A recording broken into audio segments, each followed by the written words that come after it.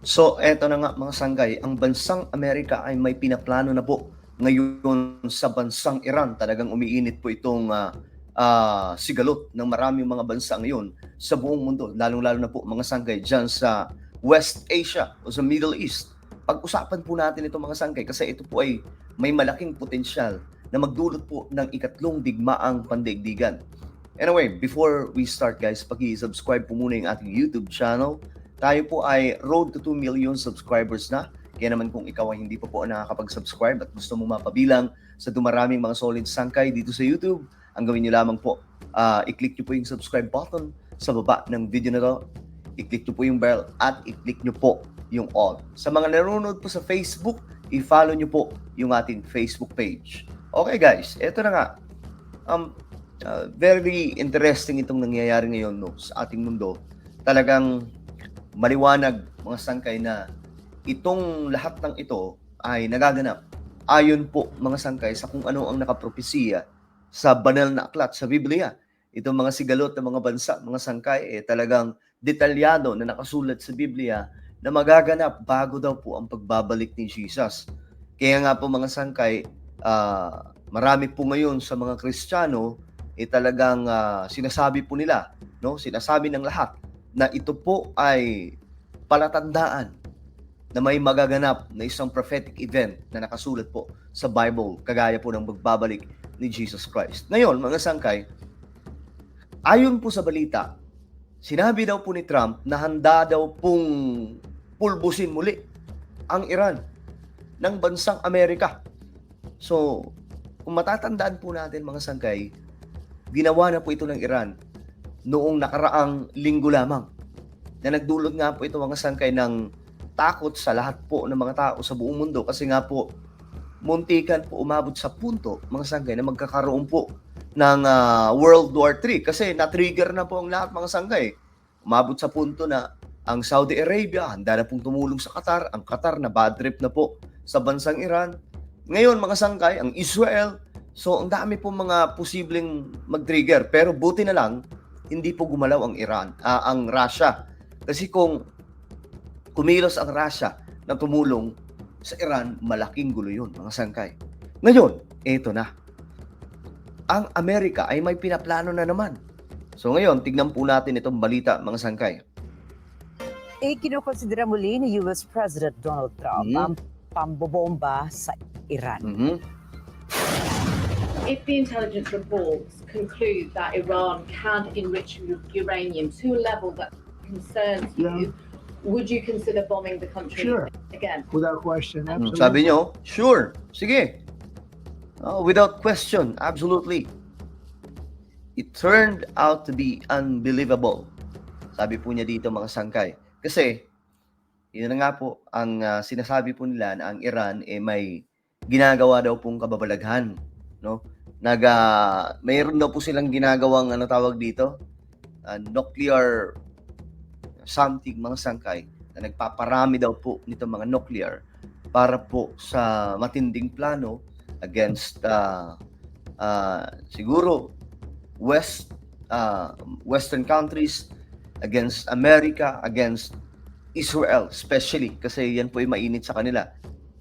Have you had any Turned out to be unbelievable.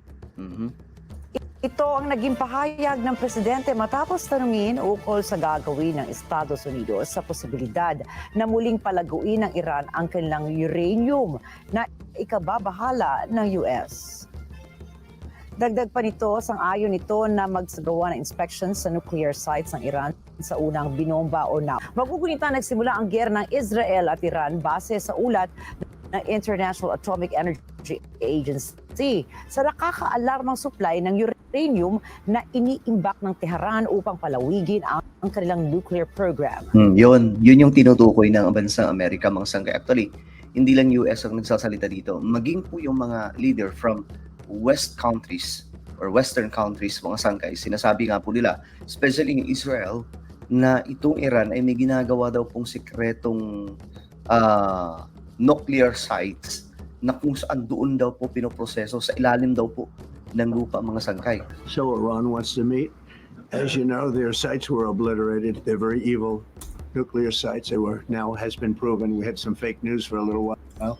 Let me say that I've been saying for 25 years, even as a civilian, you cannot let them have a nuclear weapon, and that's Ang super weird lang mga sangkay, no? Kasi nga po, yung bansang Amerika, isa po sa may napakaraming mga nuclear, even the superpower countries.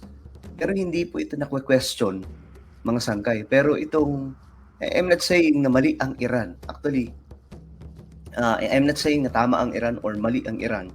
Actually, sa part pa lang mga sangkay na paggawa po ng kung anumang bagay para po gumawa ng isang nuclear ay isa po talagang hindi magandang bagay na gawain, no?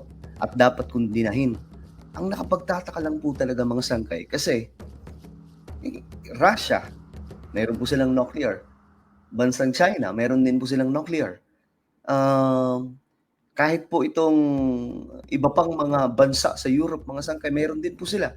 So, bakit ang Iran, question nila at parang sinasabi nila na no, hindi pwede mong gawin yan kasi may gagawin kang hindi maganda. Kung sila man din, mga sangkay, na mga itong mga superpower na mga bansa, mayroon din po silang mga nuclear. So, sobrang nakapagtataka lang mga sangkay. Pero ito na nga daw po, pinaplano po ng Amerika na sundan ulit no, yung paglusob sa Iran mga sangkay dahil daw po doon. At ito yung pasabog ni President Donald Trump.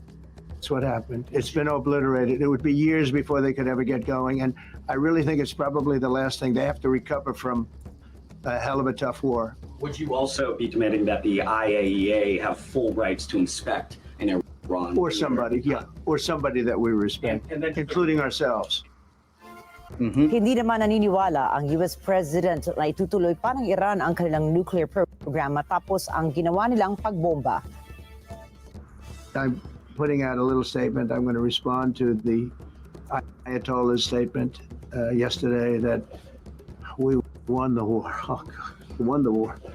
And I said, look, you're a man. Yan mga sangkay, kung titingnan po niyan, yan po yung isa sa matinding weapon ng bansang Amerika. Yan po yung B-2 Spirit bombers nila. Ayon po sa report mga sangkay, hindi po yan nararamdaman ng mga bansang pinapasok. Ganyan po katindi mga sangkay itong B-2 Spirit bombers nila. Hindi po na-detect ng kahit na anong mga sangkay. Kaya po ito ay mabilis na nakapasok sa bansang Iran the day mga sangkay na ginulat po yung Iran forces sa ginawa po nitong bansang Amerika. Kaya ganun po kalakas ang loob ni Donald Trump na sabihin na susundan natin yan, gagawin ulit natin to kung sakasakaling kinakailangan. Pero naniniwala po si Donald Trump mga sangkay na hindi na daw po itutuloy ng Iran ang kung anuman ang kanilang ginawa.